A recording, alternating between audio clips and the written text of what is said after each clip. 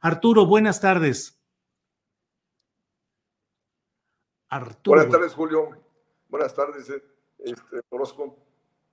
Gracias, gracias. César Enrique Pineda, buenas tardes. Buenas tardes, Julio. Buenas tardes, Arturo. Gracias por la invitación. Al contrario. Arturo Huerta, ¿cómo está este tema del neoliberalismo en la UNAM y que van ganando presencia los conservadores? ¿Cuál es la opinión, por favor, de Arturo Huerta? Sí, mira, la universidad, todas las universidades son un mosaico de lo que acontece en su sociedad. Y efectivamente el país ha estado en una tendencia hacia el neoliberalismo desde el periodo de Miguel de la Madrid, a partir de 1982. Y lógico, y las universidades se han imbuido de este proceso neoliberal. Y en el caso concreto de la UNAM, bueno, yo tengo 47 años de tiempo completo en la universidad y me he dado cuenta de cómo la universidad siempre no quiere generar olas, siempre se subordina al gobierno en turno, no convoca a nivel institucional foros de discusión y análisis críticos y propositivos de la realidad que vivimos. Qué sé yo, o sea, cada facultad por sí sola, pues sí tiene sus seminarios, sus investigaciones.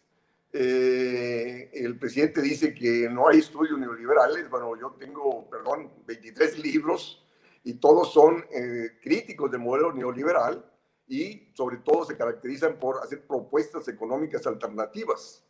El mismo presidente me conoce muy bien.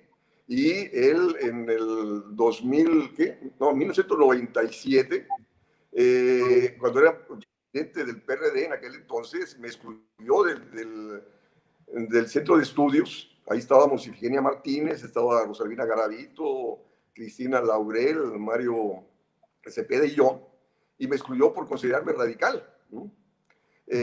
¿Por qué? Por ser crítico del modelo neoliberal. Es decir, como él, y de hecho en ese entonces, en el 97, contrató a Carlos Ursúa y a Macario Schettino para que hicieran la plataforma económica de la campaña del 97, que fue un programa totalmente neoliberal. Y de hecho su política económica del presidente López Obrador es neoliberal. O sea, él defiende la autonomía del Banco Central, defiende la austeridad fiscal, el libre comercio, y todo eso constituye el modelo neoliberal. Porque si él dice, o sea, critica a la universidad porque no ha criticado el modelo neoliberal, pues él lo mantiene, ¿no?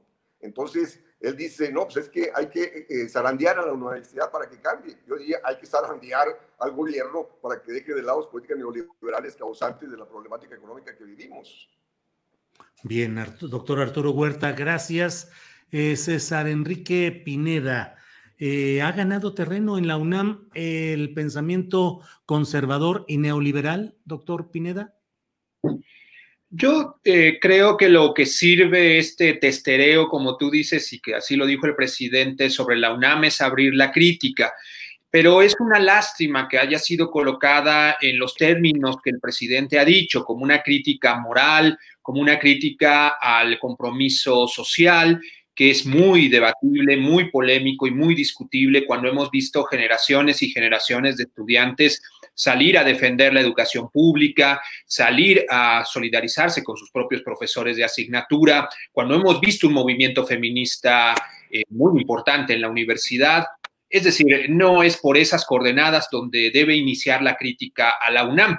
Si hay algo donde debemos comenzar la crítica al neoliberalismo en la UNAM es en sus relaciones laborales. Sus relaciones laborales de la Universidad Nacional Autónoma de México, hay que decirlo, es una universidad de trabajadores precarios. Entre el 60 y el 70% de los trabajadores, de los docentes, de los profesores, son profesores de asignatura temporales. Y esto ha venido creciendo efectivamente en las últimas 2 décadas. Y se inició efectivamente también en el periodo neoliberal con los programas de pago por mérito.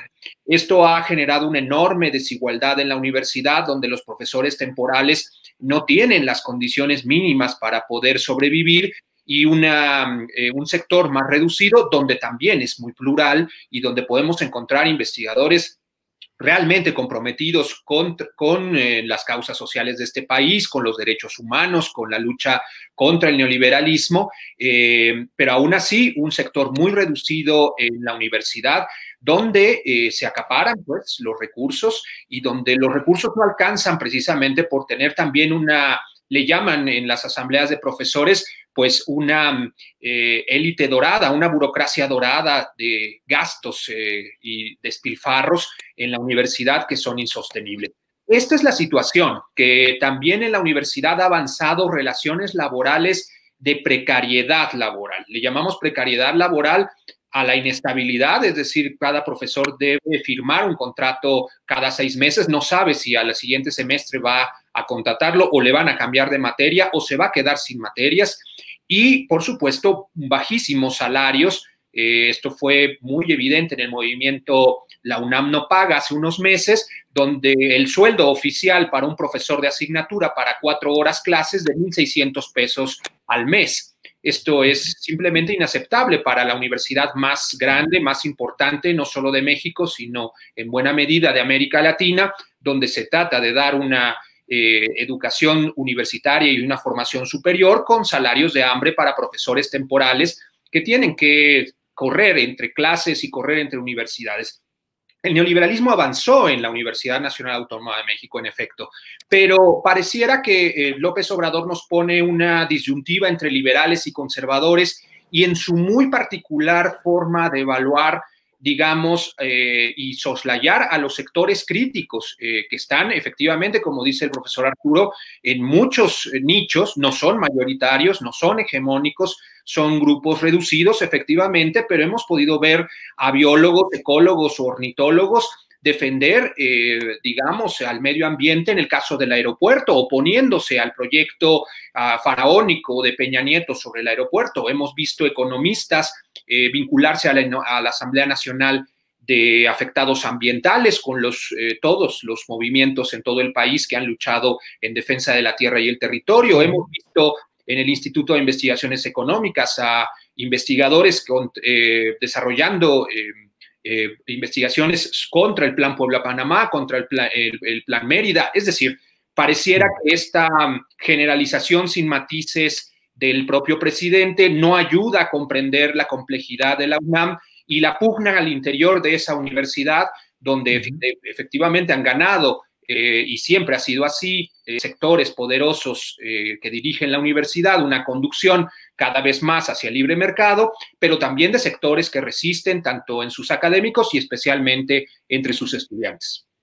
Gracias, doctor César Enrique Pineda. Doctor Arturo Huerta, parte del discurso cotidiano del presidente de la República descansa en esa oposición contra los neoliberales, ya no solo con los conservadores, sino los neoliberales, en un discurso de corte ideológico, pero también económico. Y el propio presidente de la República, hace 1 año y medio o algo así, en Palacio Nacional, dijo que formalmente daba por terminado la etapa neoliberal económica en nuestro país.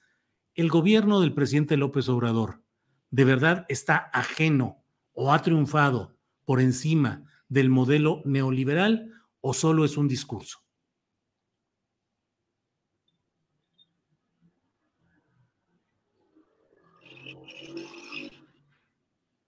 Doctor Huerta. Doctor Huerta. Bueno, pues supongo que debe haber problemas de internet. También nos había dicho el doctor Arturo Huerta que había problemas por ahí. Bueno, pues yo creo que vamos a cortar esta comunicación con el doctor Huerta para reanudarla. Se está conectando por ahí. Me dice Andrés que ya está reconectándose a través de otro dispositivo. Ahí estamos, ahí debe estar ya. ¿Me escuchas, doctor Huerta? Doctor Huerta, doctor Arturo Huerta. ¿Me escucha? ¿Me escucha? ¿Me escuchas? Bueno, vamos a tratar de recomponer la comunicación con el doctor Arturo Huerta. Y bueno, César Enrique Pineda, pues la misma pregunta te la planteo a ti. Pues sí, ya que no estamos estamos con estos problemas, vamos a esperar que se resuelvan. ¿Crees, doctor César Enrique Pineda, que realmente se ha triunfado sobre el neoliberalismo o que se está realmente en ese camino, o es solo discurso? Es una pregunta muy difícil porque tú bien lo conoces, Julio, con tu valioso trabajo periodístico, en el sentido de que cualquier opinión hoy en este país es utilizada para o bien fortalecer al presidente o bien, digamos, para fortalecer a una oposición que está fuera de control, derechizándose y teniendo aspavientos diciendo que López Obrador es comunista. Nada más lejano a la realidad.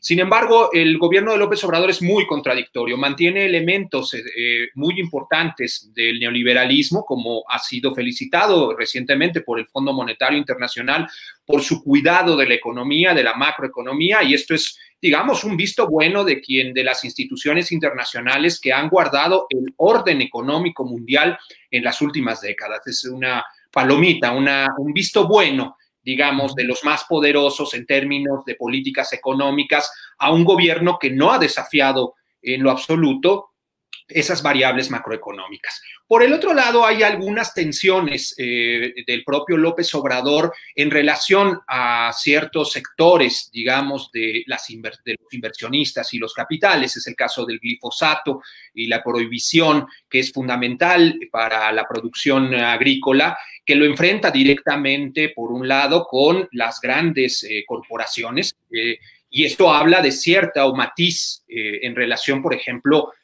a los agrotóxicos, en relación, por supuesto, a una postura más firme frente a estas grandes corporaciones que han demandado al Estado mexicano por el decreto presidencial contra el glifosato. Son este tipo de contradicciones las que están dentro del gobierno de López Obrador, por lo cual no solo podemos considerar si es una farsa o no este discurso antineoliberal, tiene algunos elementos que cuestionan algunos de manera muy moderada, hay que decirlo, como él mismo lo propuso desde 2006, algunas aristas más filosas del neoliberalismo.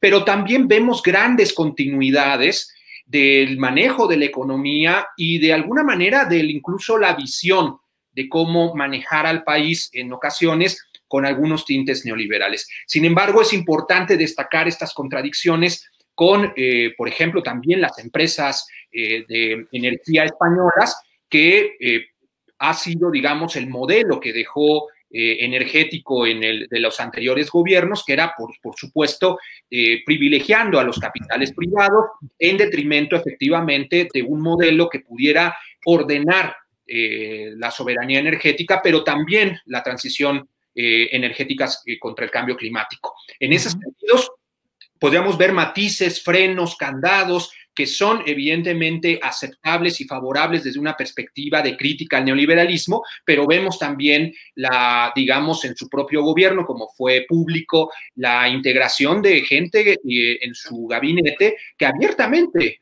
ha desarrollado, impulsado y defendido políticas neoliberales, no solo del empresario Romo, sino, como hemos visto también, en relación, por supuesto, al secretario de Turismo y en relación al Tren Maya. Este tipo de continuidades convive contradictoriamente con algunas políticas abiertamente, digamos, antineoliberales.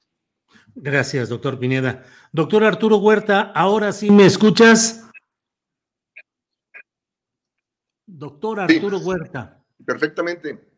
Ah, perfecto. Sí. Doctor Huerta, preguntaba yo si discusión sobre la UNAM, hablando de que las doctrinas neoliberales han ganado terreno en la UNAM, pregunto si el propio gobierno del presidente López Obrador realmente ha vencido a esas doctrinas económicas neoliberales o está en camino viable de vencerlas, o si hasta ahora es solamente una cuestión retórica o discursiva. ¿Qué opinas, doctor Huerta?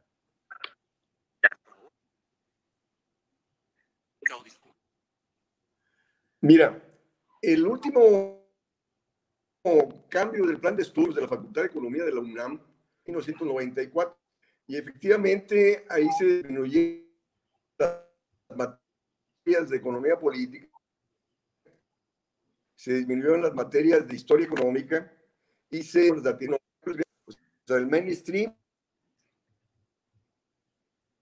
y el heterodoxo, el que critica al modelo neoliberal. Y se le dio más prioridad a las políticas neoliberales, a las materias neoliberales.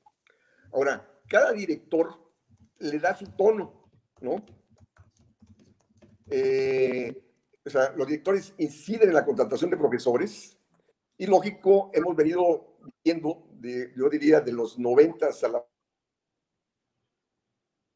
fecha, cada vez mayor planta de profesores dentro del enfoque neoliberal. Pues, yo estuve de jefe del posgrado de la Facultad de Economía y después pasé a ser coordinador del posgrado de Economía de la UNAM, y en el 2014-2015 cambié los planes y programas del posgrado, maestría y doctorado, en la perspectiva de impulsar más la heterodoxia frente a la ortodoxia, al liberal. Y tuve éxito, o sea, en 2 años salió la transformación, cambiado, ¿no? Por eso digo, cada director o cada coordinador le da su sello. Ahora, la cuestión es dar el pensamiento plural, universal, ¿no? O sea, no puedes hacer de la universidad. Arturo, por favor, apaga tu cámara y deja solo el sonido porque no está entrando correctamente el sonido, sino muy cortado. Por favor, Arturo Huerta, por favor. Cada profesor es libre de cátedra, ¿no? Y doctor Arturo Huerta, ¿me escuchas? Cada profesor tiene su voz. Bueno, vamos a dejar esto porque estamos con problemas fuertes y no entendemos, no tiene continuidad. Vamos a tratar de conectarlo para que nos hable por teléfono simplemente y así podremos avanzar en todo este terreno. Doctor César Enrique Pineda, sobre este tema de la UNAM, en términos políticos, ¿el presidente de la República se está equivocando al insistir machaconamente en este tema o es un tema que necesita ser aireado, necesita ser puesto sobre la mesa de discusión? Y el segundo tema es si la instancia de la presidencia de la República es la instancia que debe llamar a darle ese sacudimiento a la UNAM. Paradójicamente creo, así como lo planteas, Julio, que son ambas cosas. Es decir, el presidente ha sacado un tema que casi nadie más podía haber sacado a la opinión pública. En ese sentido, sí podríamos cuestionarnos si debe ser el presidente en una sociedad donde el presidencialismo ha sido tan fuerte quien abra la discusión sobre la UNAM, siendo ajeno de alguna manera y claramente sin conocer los detalles de la vida universitaria, quien debe abrir esta discusión. En términos lógicos y, digamos, en términos también políticos, pareciera que no es así. Sin embargo, pareciera también que hasta ahora ninguna fuerza, incluyendo la de los movimientos estudiantiles y las de los propios profesores organizados, hemos logrado abrir un debate nacional sobre la universidad. La universidad está trabada también por un sistema antidemocrático donde hay un debate y hay una defensa a ultranza sobre sus instancias jerárquicas, verticales, estamentales, donde se plantea desde la propia institución que la universidad ya es democrática y no necesita ninguna transformación, cuando está regida por la misma estructura y por la ley orgánica de 1945. Esto parece grave. Entonces, por un lado, como decía al principio de nuestra plática, me parece que solo el presidente podía abrir esta discusión. Sin embargo, lo ha abierto, como he dicho, en términos que parecen no ser los mejores, porque también hay un enorme desconocimiento de la dinámica, efectivamente, no solo de sus relaciones laborales, que he mencionado brevemente, sino también de este sistema jerárquico y vertical. No puede ser la opinión presidencial con la que nos basemos para analizar a la UNAM, que es mucho más compleja. Hay una disputa en general en la universidad, la ausencia de un sindicato de profesores que realmente represente los intereses de su planta docente, un movimiento estudiantil que tiene muchas fluctuaciones y que ha señalado varias veces este carácter antidemocrático, y que en los movimientos más importantes de huelga en el 86 y en el 99 demandaron un congreso universitario donde se pusiera a discusión varios de estos temas, incluyendo la posibilidad de una reforma universitaria que hoy pareciera cada vez va siendo más necesaria. Pero hay un ánimo de conservación del poder en la universidad y pareciera no moverse estas estructuras. El presidente falla, por ejemplo, cuando ataca a un sector muy desprotegido, por ejemplo, de los profesores, tanto los de asignatura, incluso los que tienen plaza, que se llaman profesores de carrera, diciendo, por ejemplo, hace unas semanas que era muy sencillo dar clases por vía conexión, insinuando de alguna manera que se estaba retrasando el regreso a clases y esto daba comodidades o privilegios a los profesores. Los profesores de asignatura han tenido enormes problemas en la pandemia.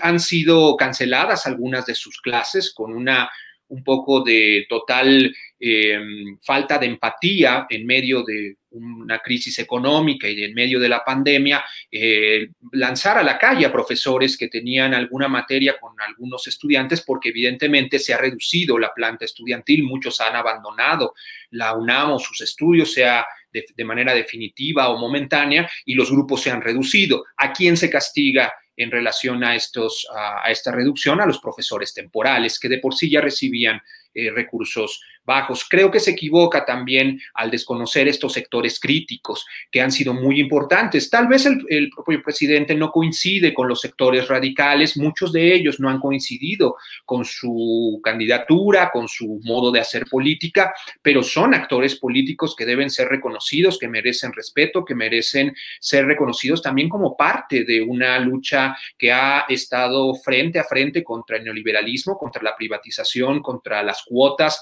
contra las reformas efectivamente mercantilizantes de los planes de estudio, y un enorme cúmulo de maestros aquí y allá de sectores críticos que han cuestionado al presidencialismo de Peña Nieto, que cuestionaron radicalmente a Calderón, que cuestionaron estructuralmente al neoliberalismo, y está lleno de investigaciones. Digamos, la universidad, si hay una universidad donde se ha generado investigación en contra del neoliberalismo, siendo críticos al neoliberalismo, es en la Universidad Nacional Autónoma de México.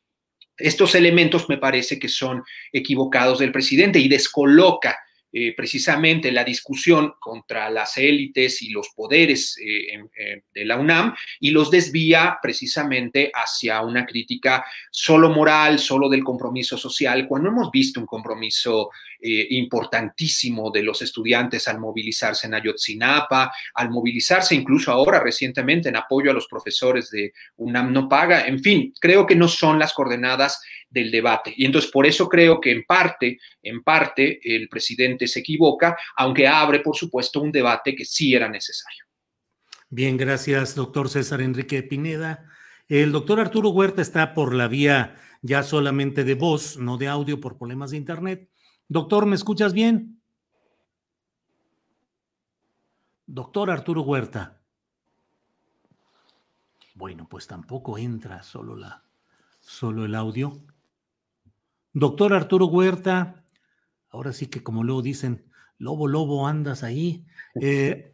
Doctor Huerta, bueno, pues vamos a hacer, si no es hoy, haremos mañana una entrevista especial con el doctor Huerta para poder platicar de todos estos detalles. Es una voz muy importante, muy relevante, muy reconocida, y no sería correcto que nos quedáramos sin su opinión, pero bueno, ya sabe usted que precisamente, César Enrique, lo que estás hablando de los problemas técnicos para las transmisiones en las clases y en mil cosas. Déjame hacer el último intento porque veo que ya apareció ahí. Doctor Huerta, ¿me escuchas?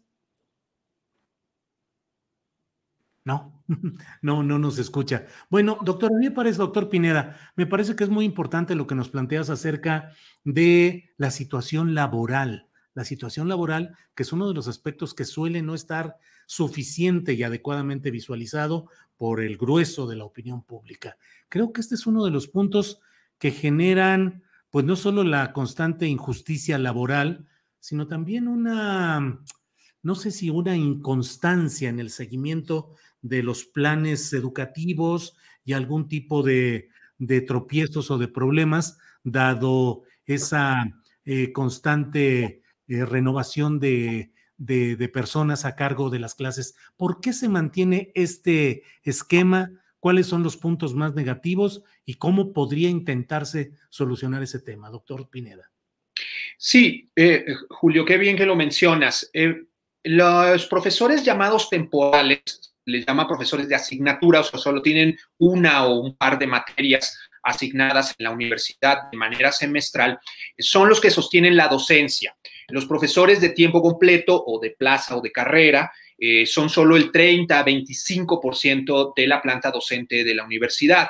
De hecho, ha aumentado en los últimos 20 años hasta un 30% o alrededor del 30% este número de profesores temporales que son contratados por horas. Y esto es distinto a otros regímenes de otras universidades públicas y también nacionales o digamos, de universidades públicas de México, donde se les contrata mejor a los profesores por medios tiempos. ¿Qué significa esto de medio tiempo o por hora? Significa que solo se te paga, en el caso de cuando se te contrata por hora, de las horas que estás frente a clase. Pero cualquiera sabe, en términos pedagógicos y en términos también de vida académica, que el trabajo de un profesor no solo son las horas frente a los estudiantes, sino también tiene que actualizarse, tiene que leer más para saber de su propio tema o materia, tiene que evaluar a los estudiantes, revisar los exámenes, los trabajos, etcétera. Tiene que hacer trabajo colegiado con otros profesores, revisando planes y programas de estudio. Tiene que, además, hacer una serie de actividades, por ejemplo, ahora en la pandemia, para adecuar sus propias clases de manera pedagógica a los términos de las conexiones y de las aulas virtuales. En fin, hay una serie de trabajos que el trabajo por horas no reconoce. Entonces, y que en otras universidades es así. Cuando se te contrata por medio tiempo, es evidente que no solo las horas que estás frente a los estudiantes, sino todo ese tiempo también que se invierte de trabajo, de organización, de planeación, de actualización, es parte, por supuesto, de la vida académica de los docentes. La UNAM ha decidido, por alguna razón, soportar la docencia estrictamente en profesores de asignatura y profesores temporales. Hoy, como decía, son prácticamente un ejército, somos un ejército, yo soy profesor de asignatura de 24,000 profesores, es el sector más grande de la universidad, donde los profesores rotan efectivamente y como tú bien indicas, Julio, esto puede generar muchos daños. Algunos investigadores les llaman profesores de tiempo repleto, en vez de tiempo completo, de tiempo repleto, porque si no les alcanza, porque les pagan muy poco dinero por un par de materias, tienen que buscar en otras universidades y van saturándose. Cualquier profesor sabe que a nivel de la educación superior, tener 2 o 3 clases es quizá el límite para dar una buena atención y un buen seguimiento pedagógico y didáctico a cada uno de tus salones, de tus aulas, de tus estudiantes. Y sin embargo, muchos profesores, para poder sobrevivir, para poder llegar a la quincena, buscan en una universidad con poco prestigio o quizá en otra universidad pública también y combinar cada trimestre o cada semestre, dependiendo de las circunstancias, corriendo entre clase y clase, desplazándose de un lado a otro de la ciudad para poder llegar a las clases. Esto implica, por supuesto, una desatención que no puedes concentrarte efectivamente en los contenidos, sino en la cantidad de materias que das para poder sobrevivir. Por supuesto, atenta contra la dignidad de los profesores. En la universidad ha habido un problema, además de contratación, donde los trámites burocráticos para contratar pueden durar 6 meses. Quiere decir que terminas el semestre y nadie te ha pagado y empiezas un nuevo semestre con nuevas materias y se te empieza a pagar el anterior y luego eso provoca algunos desajustes donde las facultades, por ejemplo, no avisan que el profesor ya no va a estar el siguiente semestre. Estos trámites alargados de meses y meses de contratación significa que el profesor sigue recibiendo un sueldo que no debía recibir porque ya no está dando esta clase y luego enormes de llegan, por supuesto, a ser cheques de 2 pesos. Estos cheques de 2 pesos que se mostraron en las redes sociales son ciertas. Es decir, es un problema administrativo tan grave que el proceso de contratación puede durar 6 meses, cuando en otras universidades se realiza en 10 días. Es esta brecha la que se ha formado Y por supuesto, y con eso terminar, decir que esta situación de los profesores temporales junto a los programas de estímulos de los profesores que sí tienen plaza, ha generado una simetría de ingresos tan grave que son dos universidades distintas, una donde se tienen sobresueldos entre el 45% y el 115% del sueldo del profesor de plaza, que no es temporal, que puede tener ingresos de entre 50,000, 60,000, 80,000 o 100,000 pesos al mes, y profesores que tenemos con ingresos de alrededor de 2,000 pesos. Claro. Esta es la gravedad de la situación de la Universidad Nacional Autónoma de México. Pues, doctor César Enrique Pineda, muchas gracias por la oportunidad de platicar sobre estos temas de la UNAM, las declaraciones del presidente López Obrador y la realidad estructural de la propia Casa de Estudios. Seguiremos atentos a lo que suceda y por esta ocasión, muchas gracias, doctor Pineda. Muchas gracias, Julio, por la invitación. Al contrario, que estés muy bien, muchas gracias. Y buscaremos luego al doctor Arturo Huerta para tener una entrevista sobre este tema, ya que hoy por razones de internet no pudo darse el poder escuchar adecuadamente las palabras y el análisis del doctor Arturo Huerta.